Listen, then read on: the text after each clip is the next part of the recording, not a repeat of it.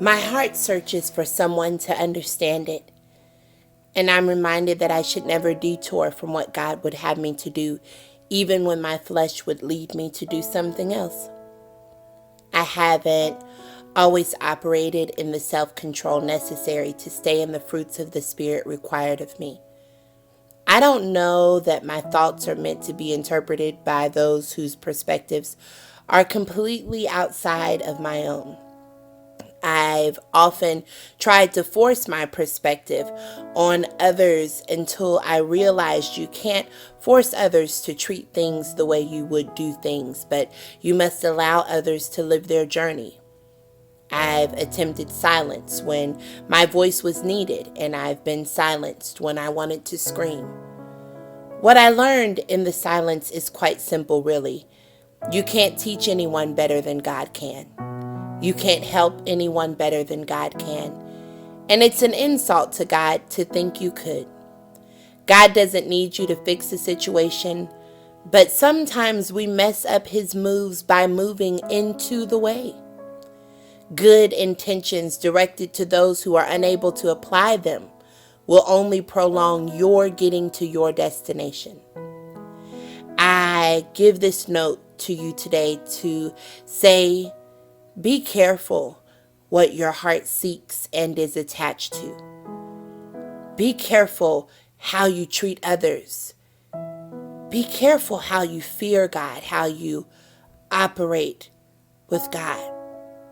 Make sure that you don't place yourself in someone else's storm as a route to avoid your own destiny. Do not entertain distractions in an attempt to be detoured from your own responsibilities. Become who God said you can be, and don't depend on man to create it for you. Take responsibility for the things that you easily let go of, and take responsibility for the things that you refuse to let go of. Let your enemies be your footstools, and don't step on those you know love you and are having a tough time standing on their own. You are responsible for what you vowed to under God. And do not allow the disobedience of man depending on you to be something that could happen. Give people the space they need to trust God. Be willing to watch someone you love go through their suffering and not do anything, because that is the true sacrifice. Mary had to do it, and so will we.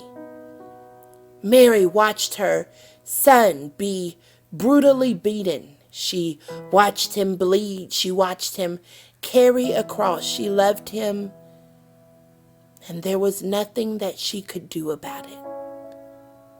Do not stop someone's journey up the mountain because you are afraid of what they may receive at the end.